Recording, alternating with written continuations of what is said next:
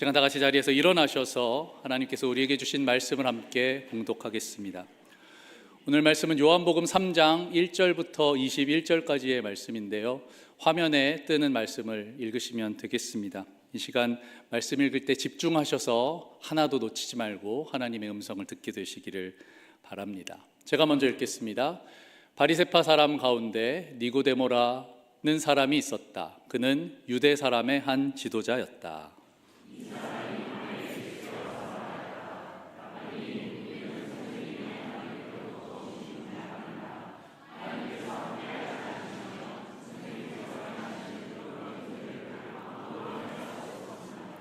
예수께서 그에게 말씀하셨다. 내가 진정으로 너에게 말한다. 누구든지 다시 나지 않으면 하나님 나라를 볼 수 없다.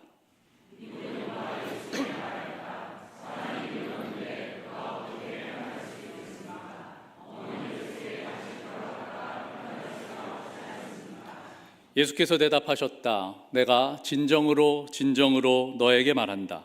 누구든지 물과 성령으로 나지 아니하면 하나님 나라에 들어갈 수 없다.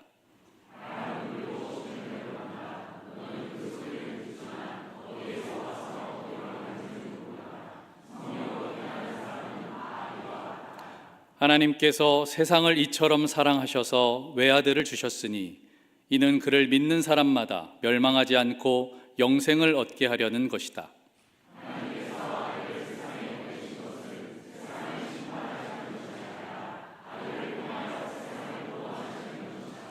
아들을 믿는 사람은 심판을 받지 않는다. 그러나 믿지 않는 사람은 이미 심판을 받았다. 그것은 하나님의 독생자의 이름을 믿지 않았기 때문이다.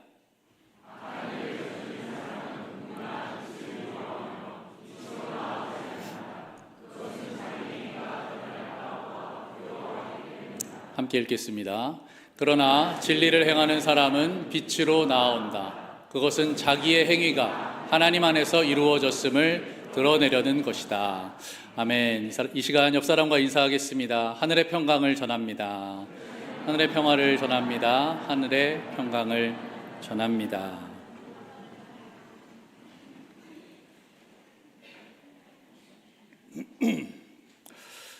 오늘 말씀은 하나님의 말씀은 어떻게 들어야 하는가? 라는 질문으로 시작해 보려고 합니다. 여러분 지금 말씀을 듣고 계시지요? 그리고 이 시간이 설교자의 생각을 듣는 시간이 아니라 하나님께서 설교자를 통해 말씀하고 계시다는 것을 믿으시지요? 네, 그래서 저도 김혜길 목사님 매번 기도하시는데 정말 부족해서 설 수 없는 종이 이 자리에서는 그런 두렵고 떨리는 마음으로 이 자리에 서 있습니다. 하나님 우리에게 어떻게 말씀하시는가를 알려면 하나님이 우리에게 어떻게 말씀하시는가를 먼저 알아야 될 것 같아요. 하나님은 우리에게 어떻게 말씀하시는가? 먼저 하나님은 우리에게 말씀하실 때에 내가 명령할 테니까 너희는 들어라 라고 명령하지 않으신다라는 것입니다. 물론 명령을 하시는데 무슨 뜻이냐 하면 앞으로가 거기서 좌양좌 우양우 이런 식으로 우리를 조종하지 않으신다는 뜻이에요.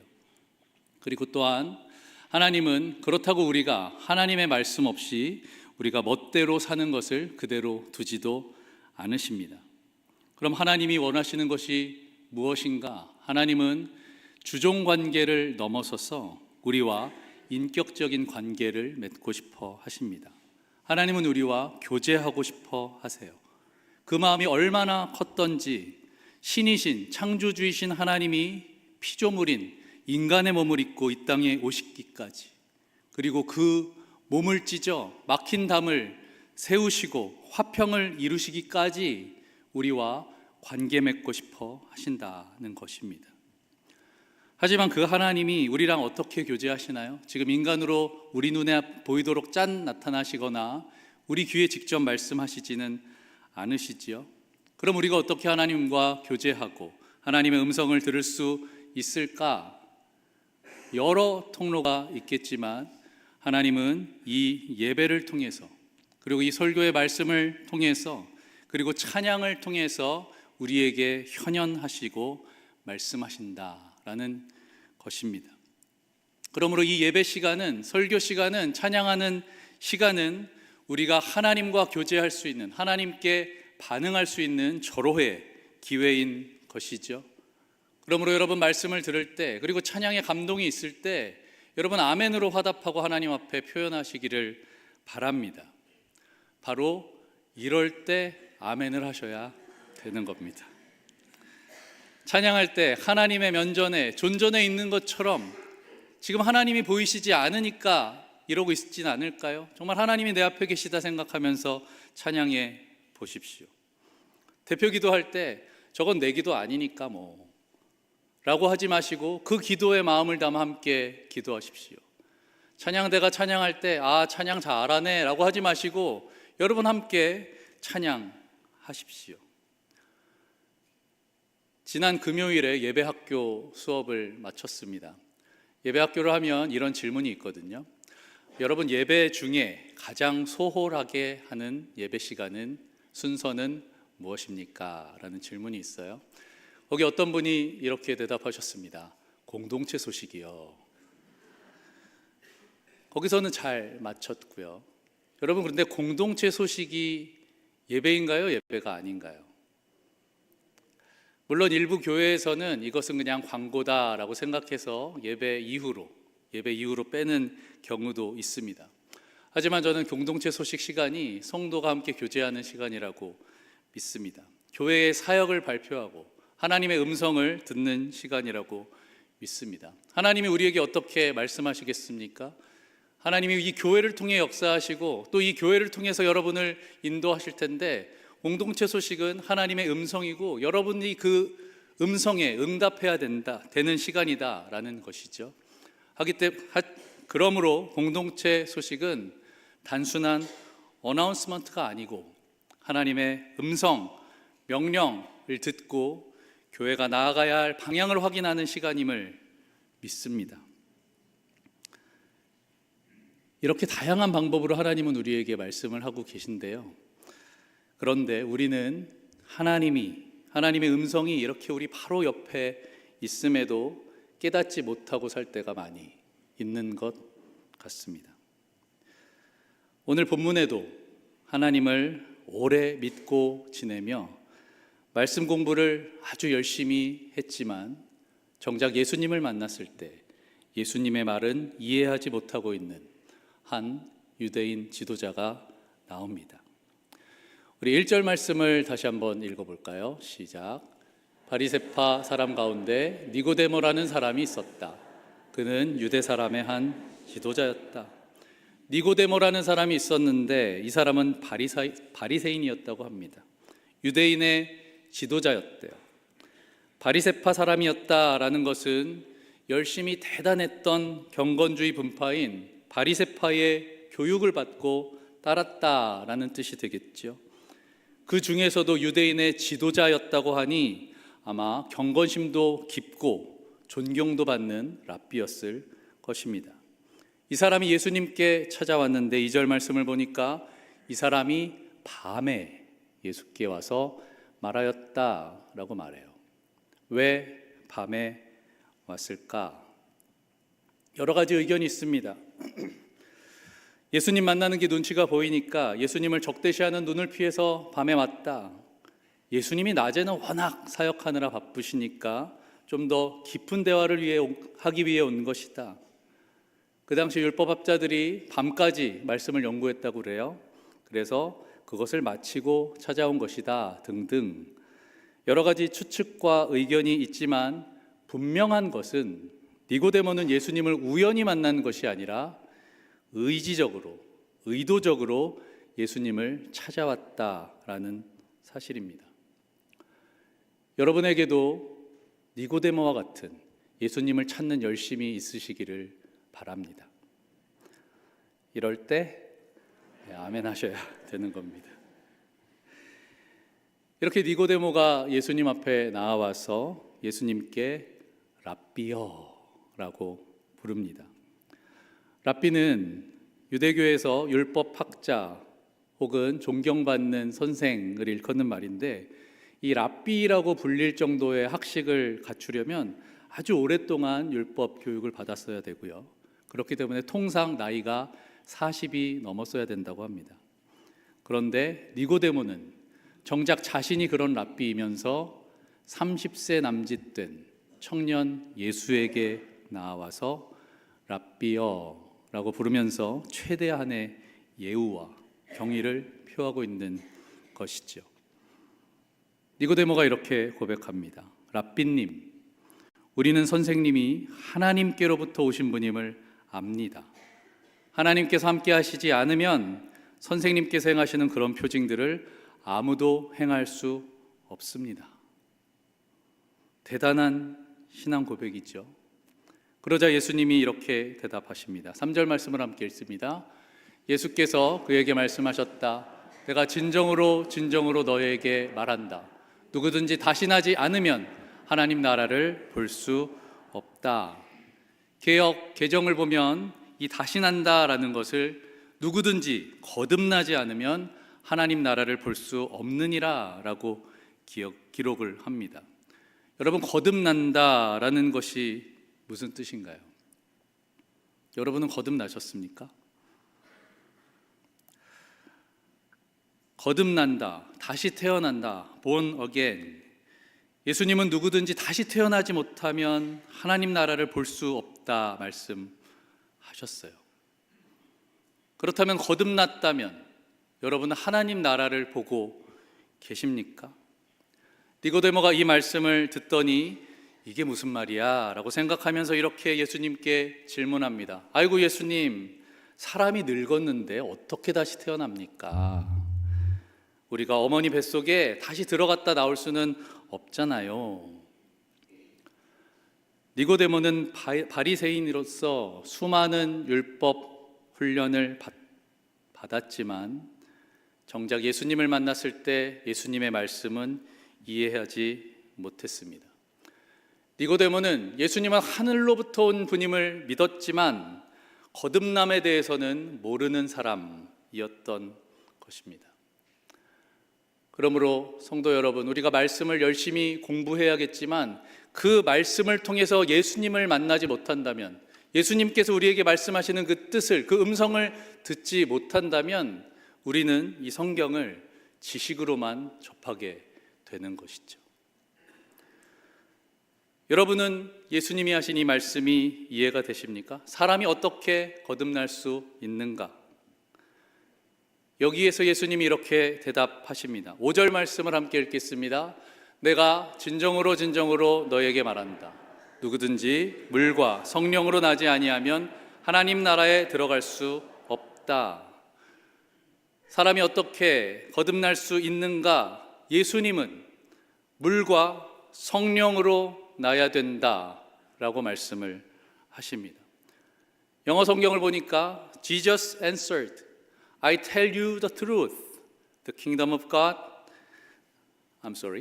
no one can enter the kingdom of God unless they are born of water and the Spirit.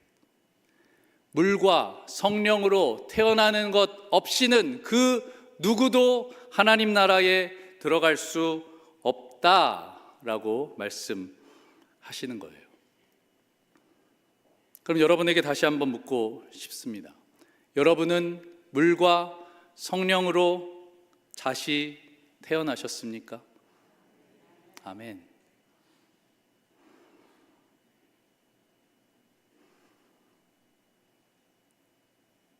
이 질문에 확신 있게 대답할 수 있다면 여러분은 하나님 나라를 보고 계십니까?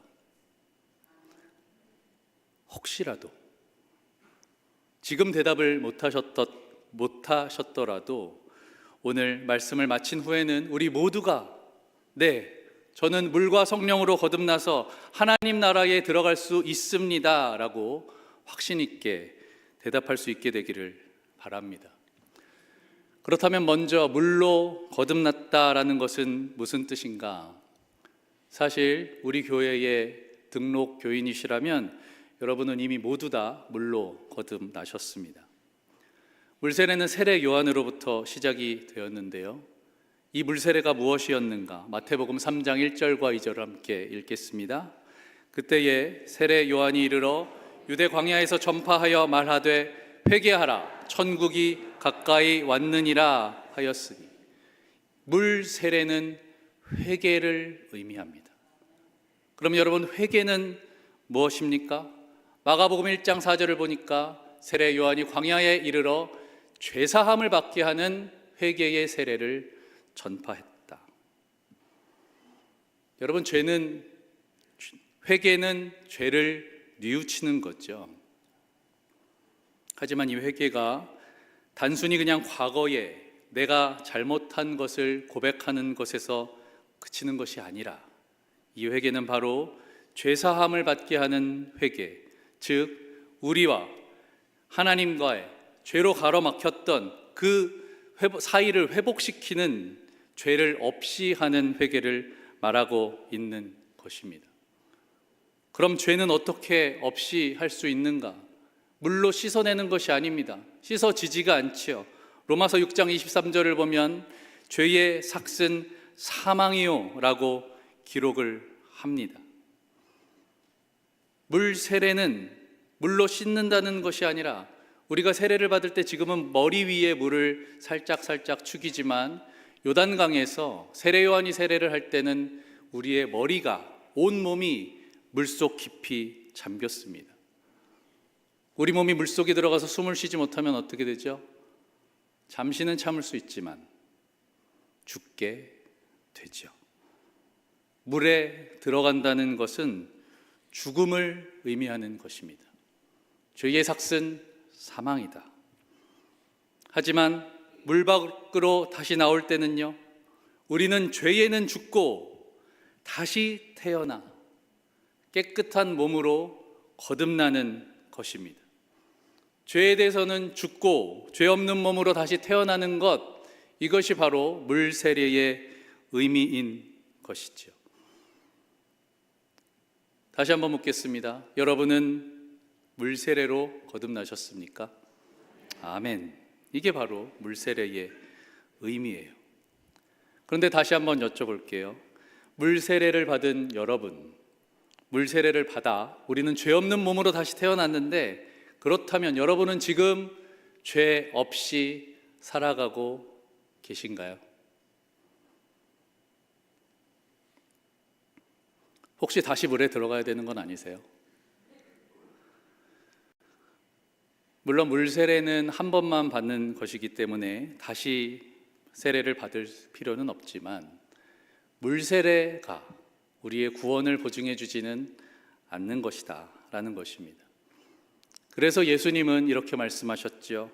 물과 무엇으로? 성령으로 거듭나야 된다. 그럼 여러분, 성령으로 거듭난다, 성령 세례는 무엇일까요? 마가복음 1장 8절에서 세례 요한은 이렇게 말합니다. 나는 너희에게 물로 세례를 베풀었거니와 그는, 예수님은 너희에게 성령으로 세례를 베푸시리라. 아멘. 우리가 물 세례를 받은 것에 대해서는 이제 확실하게 대답할 수 있지만, 여러분, 성령 세례 받았나요? 라고 물어보면 어떻게 대답하시겠습니까? 사실 이 질문에 대답하기를 머뭇거리는 분들이 많이 있습니다. 어떤 면으로는 사실 대답하기 힘든 게 맞아요.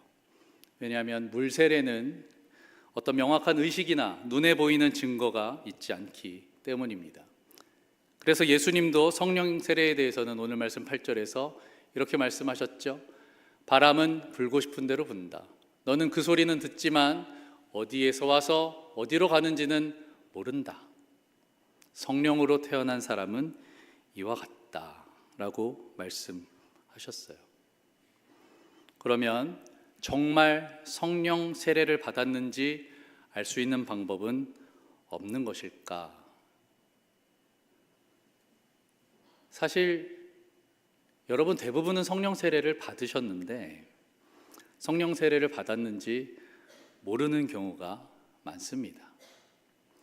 성령 세례의 증거가 무엇인가? 성령 세례를 받은 사람은 하나님을 아버지다 라고 부릅니다. 여러분, 옆에 남자분들 한번 쳐다보시겠어요? 아버지라고 부를 수 있으시겠어요? 어느 날 집 앞에 나왔는데 옆집 아저씨가 나왔어요. 내가 오늘부터 너의 아버지다 라고 하면 여러분, 아버지라고 불러지십니까? 이 아버지라는 고백은 사실은 대단한 신앙 고백인 것입니다. 그리고 또 증거가 무엇이 있을까? 성령 세례 받은 사람은 내가 죄인인 것을 압니다. 내가 왜 죄인이다 라면서 여기서 넘어가지 못하는 분도 많이 계시죠. 그리고 성령 세례 받은 분들은 예수님이 나를 대신해서 십자가에 피 흘려 죽으신 것을 믿고 예수님이 부활하신 것처럼 나도 부활하여 영생을 살 것을 믿습니다. 즉 구원의 확신이 있습니다. 이제 새신자 교육이 시작될 텐데 담임 목사님이 마지막 시간 예수 영접 모임에서는 꼭 질문하는 것이 있으십니다. 뭐냐 하면 바로 오늘 죽으면 천국 가실 수 있겠습니까? 라는 질문을 꼭 하세요.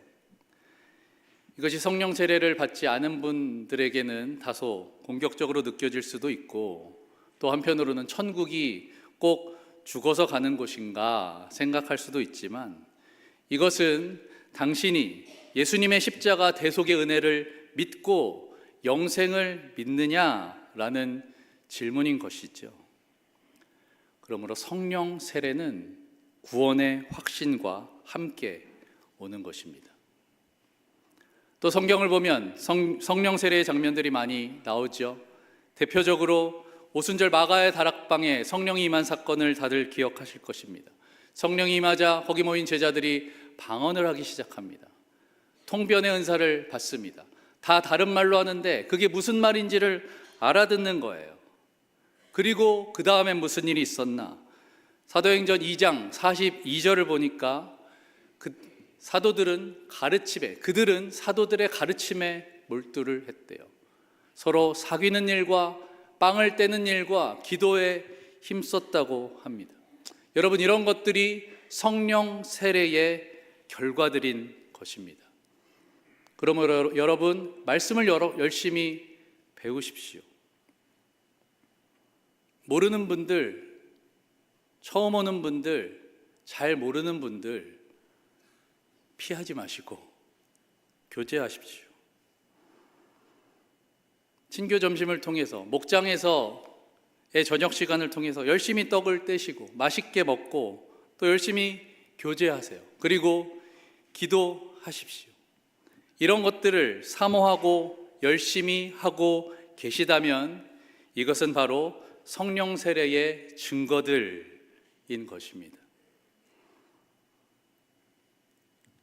그리고 사도행전 2장 44절부터 47절까지를 보니까 여러 성령 세례의 증거들이 나타납니다. 물건을 서로 통용했대요. 같이 썼다는 거죠. 나누었다는 것입니다. 자기 재산과 소유물을 팔아서 필요한 사람에게 나누어 주었대요. 구제하는 것이죠. 그리고 날마다 한 마음으로 성전에 열심히 모이고 집에서 떡을 떼고 하나님을 찬양했대요. 예배했다는 것이죠. 그런데 이것이 여기서 끝이는 것이 아니라 우리만의 잔치가 아니라 온 백성에게 칭송을 받았대요. 칭찬을 받았대요. 세상에 영향력을 끼치고 있는 것입니다. 이것이 바로 성령 세례를 받았을 때 나타나는 일들인 것입니다. 하기 싫은 것을 억지로 하는 게 아니라 시켜서 어쩔 수 없이 하는 게 아니라 내 체면 지키려고 흉내낸 것이 아니라 성령 세례를 받으면 자발적으로 기쁨으로 순전한 마음으로 이런 것들을 하게 된다라는 것이죠. 그럼 이제 다시 한번 여쭤보겠습니다. 여러분, 성령 세례를 받으셨습니까? 아멘. 저는 우리 교회 많은 성도님들이 성령 세례 받으셨다고 믿어요. 그게 보여요. 그리고 우리 교회가 하는 일들을, 그리고 여러분들이 하는 섬기는 것들을 보면 이거 사람이 하는 일이 아니라 성령께서 하시는 일이구나 라고 고백하게 됩니다. 이럴 때 아멘을 크게 하셔야 되는 겁니다. 그리고 여러분 잘 아시듯이 성령의 열매들이 있지요. 사랑, 희락, 화평, 오래 참음, 자비, 양성, 충성, 온유, 절제. 우리 초원들의 이름입니다. 저는 이름을 너무 잘 지은 것 같아요. 우리 초원들의 이름이 바로 성령 세례의 증거들인 것입니다. 이럴 때도 아멘. 그 다음에 우리가 잘 아는 말씀이 나옵니다. 요한복음 3장 16절과 17절을 함께 읽겠습니다. 하나님이 세상을 이처럼 사랑하사 독생자를 주셨으니 이는 그를 믿는 자마다 멸망하지 않고 영생을 얻게 하려 하심이라. 하나님이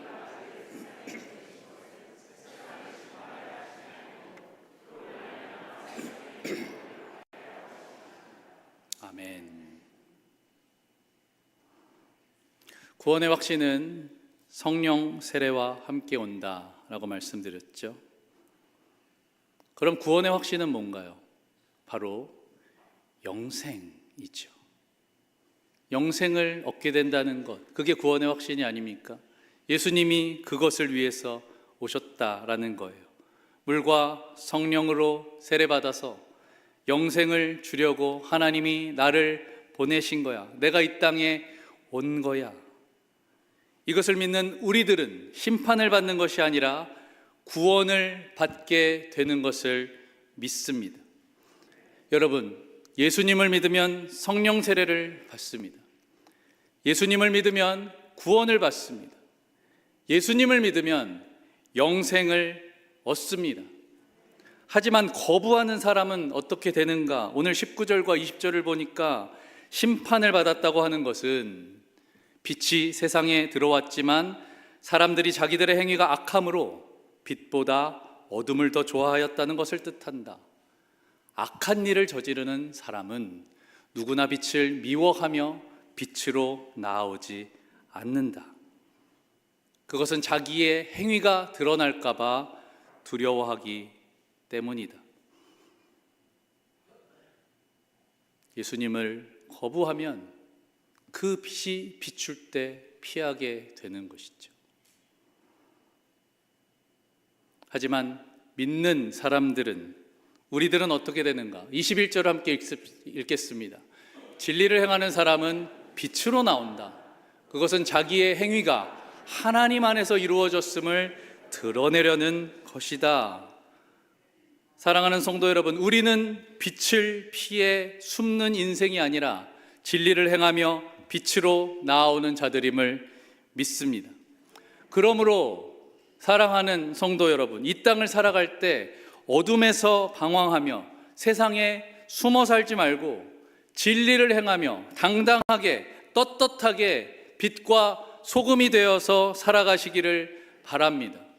세상에 물들지 말고, 이 세상에서 눈치 보지 말고 하나님을 믿어 영생을 얻은 하나님의 나라를 살아가는 긍지와 자신감 그리고 확신을 가지고 살아가시기를 바랍니다. 여러분, 어깨를 펴십시오. 걱정하지 말고 힘들어하지 마세요. 장길섭 목사님의 삶은 풀어야 할 문제가 아니라 경험해야 할 신비입니다 라는 책에 이런 말이 나옵니다. 애벌레에게는 길에 늘어선 것들이 모두 다 문제입니다. 앞에 있는 돌덩이도 문제고 냇가도 문제고 막대기도 문제입니다. 그러나 나비에게는 이 모든 것이 구경거리입니다. 하지만 애벌레가 변하여 나비가 되지요. 여러분, 우리는 이 세상에서 애벌레로 살아가는 인생이 아니라 영생을 얻은 나비가 되어 이 땅을 살아가고 있는 줄을 믿습니다. 그러므로 이 세상은 고난의 길이 아니라 구경거리인 것이죠. 영생을 얻어 하나님 나라를 소유한 자로서 거듭남의 증거들을 가지고 살아갑시다. 여러분, 허리를 펴보십시오. 네, 어깨 펴시고, 네, 눈 똑바로 뜨시고. 제가 선포할 때 여러분 아멘 하시기 바랍니다. 세상에 머물던 시선을 하늘로 올릴지어다. 빛을 피해 숨지 말고 빛으로 나오라. 예수님과 동행하며 승리하는 삶을 살아갈지어다. 성령 세례의 증거를 나타낼지어다. 주눅들지 말고 어깨 펴고 살아가라. 아멘. 우리 옆 사람과 이렇게 인사합시다. 거듭남의 증거를 가지고 살아갑시다.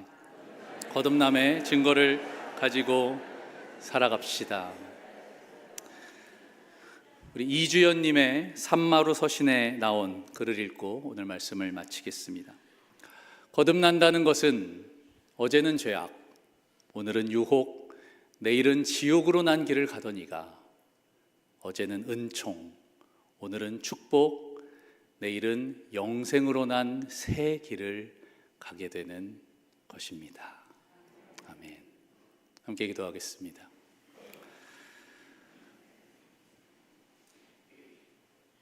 하나님, 우리는 물과 성령으로 거듭나서 영생을 얻은 새로운 길을 가는 줄을 믿습니다. 우리가 잠시 머무는 이 세상을 살아갈 때에 세상에 휩쓸리고 세상 가운데 힘들어하고 이 땅과 타협하여 사는 인생이 아니라 어깨 펴고 당당하게 거듭남의 증거들을 가지고 이 세상을 변화시키며 살아가는 우리 모두가 되게 하여 주시옵소서. 감사하며 예수님의 이름으로 기도합니다. 아멘. 시간 다 같이 자리에서 일어나셔서 함께 찬양하시겠습니다. 주 목사님이 오늘 5월은 가정의 달이다 말씀하셨습니다.